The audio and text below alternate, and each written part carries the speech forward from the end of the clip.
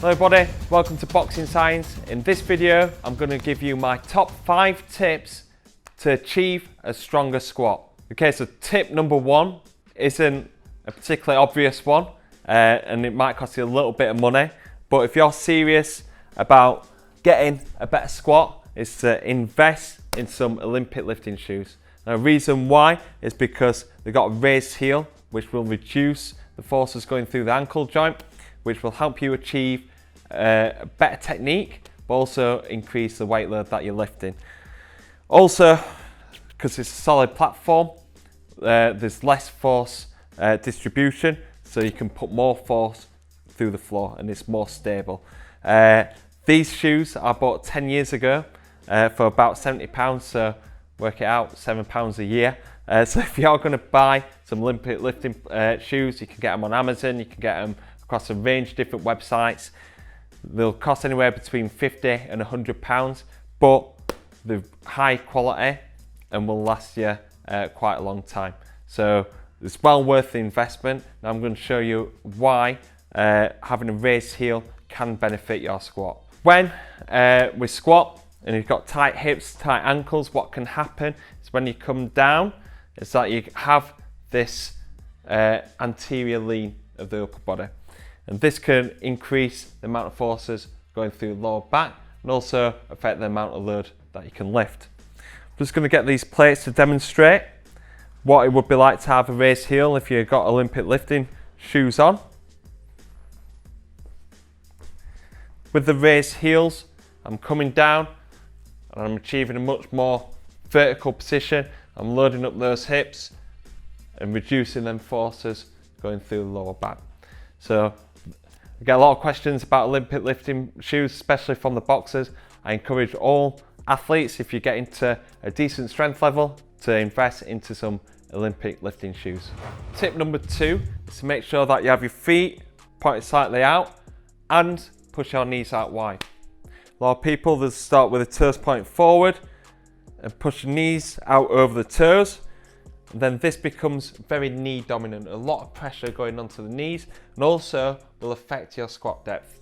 If we just have our toes pointed slightly out and start to push our knees out wide, you can see that I'm reducing the loading through the knees, and also I'm being able to get into that deeper squat position.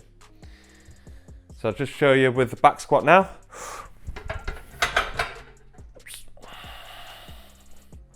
Pointing out my toes.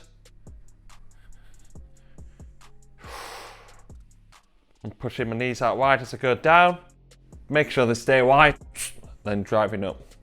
A good way to, if you are struggling with pushing them knees out, is using pause squats. So pausing at the bottom, making sure you're pushing out the knees, and then driving up. Okay, tip number 3 is managing the pelvic tilt. Now what I mean by the pelvic tilt is that the pelvis can tilt either anterior or posterior. Most athletes and most people today have tight hips, okay?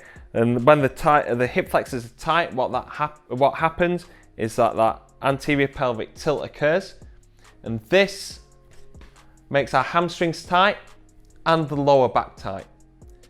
And when people do squatting, mostly what they want to do is develop the quads and develop their glutes. But if you've got this anterior pelvic tilt, your glutes are switched off, your core's not activated as much, and also your lower back is firing. So when people come up into a squat and they're not getting that posterior pelvic tilt, all they're doing is using the lower back and the hamstrings. And this can make squatting a bit of an unsafe exercise, but also will affect the amount of load that you can lift. So what I want you to do is to, let's say you're in the gym now or you're at home, and grab your hips, grab your pelvis, and what I want you to do is exaggerate that pelvic tilt and feel that tension in your lower back, and then come into a posterior pelvic tilt, where you're tilting your hips in and under. And when you go in and under, you can instantly feel your core switching on and your glutes switching on as well.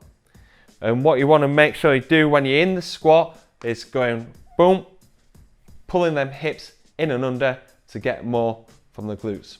So I'm going to show you a demonstration now using the back squat,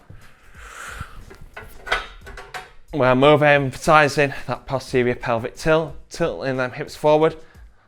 You can start it from the start position rather than having it unlocked. Hips in and under, core tight. Drop down into the squat. And we're thrusting those hips forward. I'm thinking about that posterior pelvic tilt when I'm around this half squat position here. I'm thinking of getting them hips in and under. What I'm not doing, I'll try and show you side on.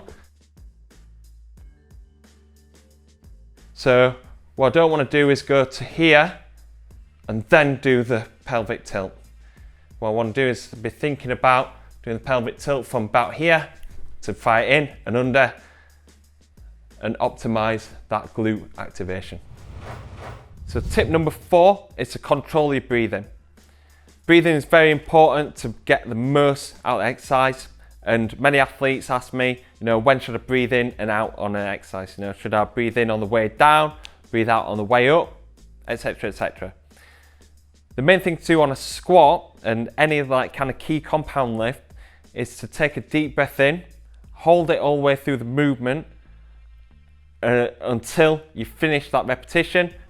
You reset, take a deep breath in, and then you go again. Now the main reason why is because you're creating that tension and that stiffness in your body when you're inflating. It's almost like inflating a bouncy castle. Okay, you want that bouncy castle to have as much air in it as possible. The same when you're lifting. The more air that you have in your body, the more stable base that you create. Now, it's not just breathing in, trying and fill out your lungs. What you want to do is kind of breathe into your stomach. And this creates a lot of tension through the core. This activates more core muscles and reduces lower back activation. So if you ever see like a power lifter or a strongman, and they've got them big stomachs, it looks like excess fat, but actually, you go up to them and it's absolutely solid. And basically that's kind of what mindset that you need when you're lifting. Make that big stomach, create that tension through the core, and that will create a stable base for when you're doing squats, deadlifts, and when you're pressing as well. So I'll show you an example.